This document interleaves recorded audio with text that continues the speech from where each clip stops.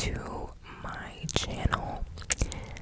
Today I'm gonna be reading you a book because that's just what performative people do, you know?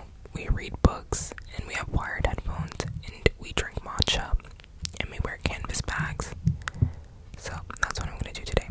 I found a book online for free and the book is called My First Summer in the Sierra, and I'm gonna read to you the excerpt. It's by John Muir. Okay, the excerpt is My First Summer in the Sierra by John Muir. It's a memoir written in the early 20th century. The text recounts Muir's experiences as he travels through the Sierra Nevada mountains, exploring the flora and fauna while working with a flock of sheep. Oh, that was an airy sentence. This work highlights Muir's profound connection to nature and his passion for wilderness exploration, making it a captivating read for anyone interested in natural history or the great outdoors. The opening of this memoir introduces Muir's longing for the mountains and his precarious financial situation, which leads him to accept a job with a flock of sheep as they are driven to higher pastures in the Sierra, alongside a shepherd named Billy, a Chinaman, and an Indian. Muir embarks on this journey, eagerly anticipating his time to study the region's plants, animals, and landscapes. As the group makes their way through the foothills, Muir describes the sights and sounds of nature, his interaction with the flock, and the occasional changes they face, all of which all of which set the stage for a summer of discovery and appreciation of the natural world. This summary, that whole summary was AI generated, so I don't know. It might not be what the book is about. It might be, I don't know. I'm gonna choose a random chapter. I'm just scrolling through, and I see a chapter. There's a chapter called Chapter 5 called, 6. 6. No, 5. Oh my god, Chapter 5 called The Yosemite. I think I'll read that one. Don't know what it's about, but I'm gonna read it. July 15th. Sorry, my phone also has a hanging charm, which keeps hitting my, the phone case, and it's kind of loud. But it's a Lilo and Stitch phone charm. It's so cute. I refuse to take it off. So if you hear that while I'm reading, that's just what that noise is. Okay. So chapter 5, The Yosemite, July 15th. Follow the Mono Trail to the eastern rim of the basin, nearly to its summit, then turned off southward to a small, shallow valley that extends to the edge of Yosemite, which we reached about noon and encamped. After luncheon, I made haste to high ground, and from the top of the ridge on the west side of Indian Canyon, and from the top of the ridge of the west side of Indian Canyon, granted the noblest view of the summit peaks I have ever yet enjoyed. Nearly all the upper basin of the Merced was displayed, with the sublime domes and canyons, dark upsweeping forests, and glory array of white peaks deep in the sky. Every feature glowing, radiating beauty that pours into our flesh and bones like heat rays from fire. Sunshine overall, no breath of wind stirred the brooding calm. Never before had I seen so glorious a landscape, so boundless an affluence of sublime mountain beauty. Oh my god. The most extravagant description I might give of this view to anyone who has not seen similar landscapes with their own eyes would not so much as hint its grandeur and the spiritual glow that covered it. I shouted and gesticulated in a wild burst of ecstasy. Much of the astonishment of St. Bernard Carlo, who came running up to me, manifesting in his intelligent eyes a puzzled concern that was very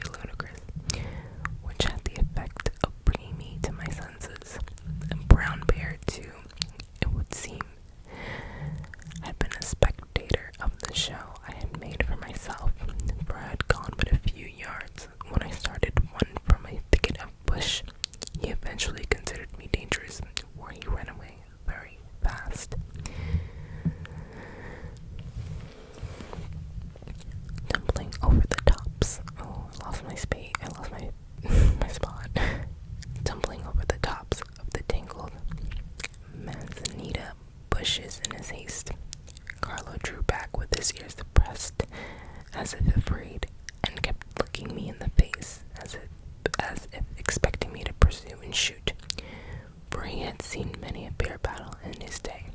Following the ridge, which made a gradual descent to the south, I came at length to the brow of that massive cliff that stands between Indian Canyon and Yosemite Falls, and here the far-framed valley came suddenly into view.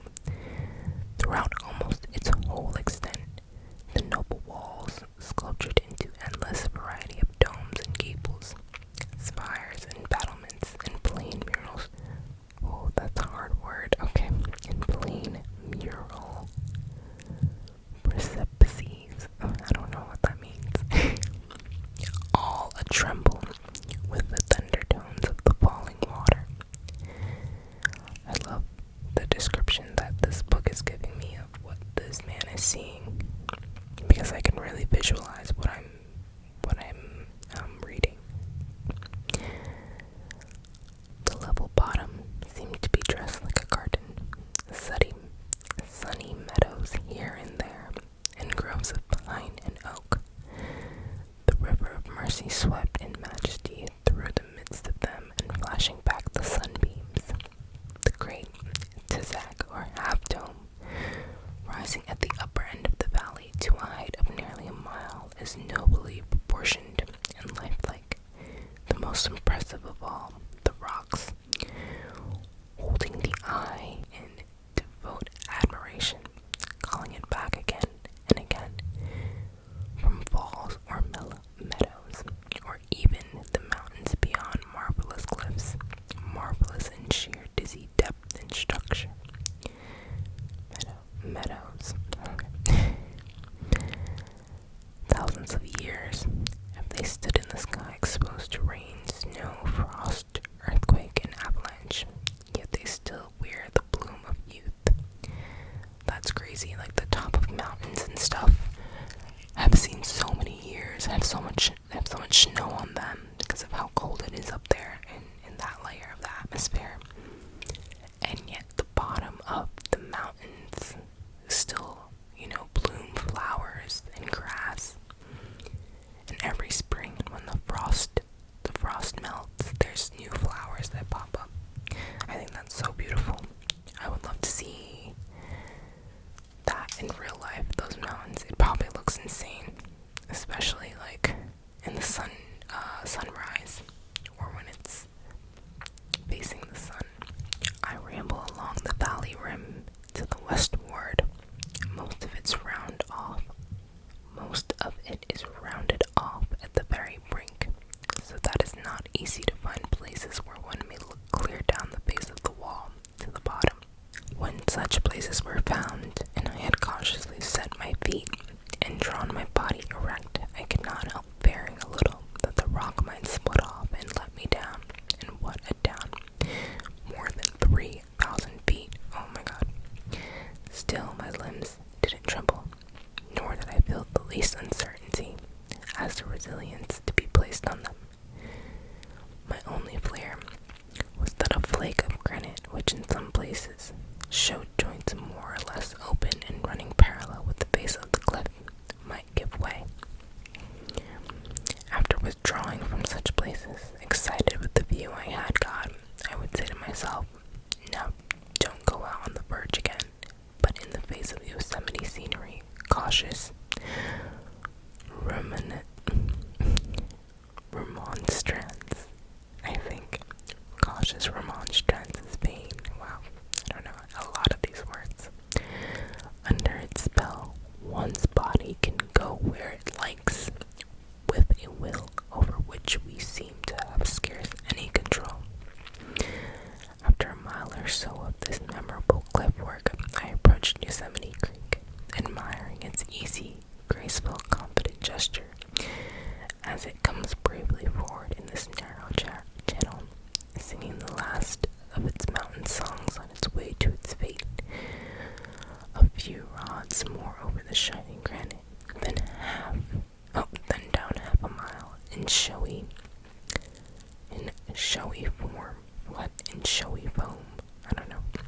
In showy foam? I don't know what that means.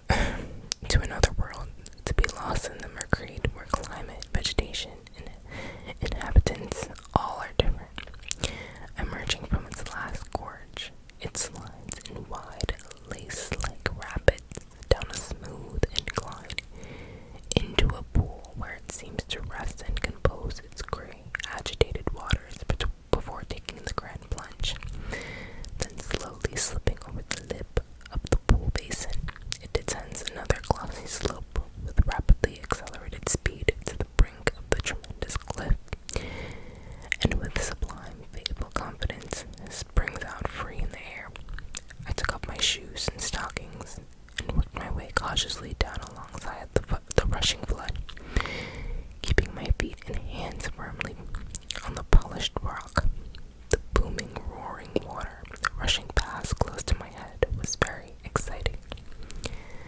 I expected that the sloping apron would terminate with the perpendicular wall of the valley, and that from the foot of it, where it is less steeply inclined, I should be able to lean far enough out to see the forms and behavior of the fall, all the way down to the bottom.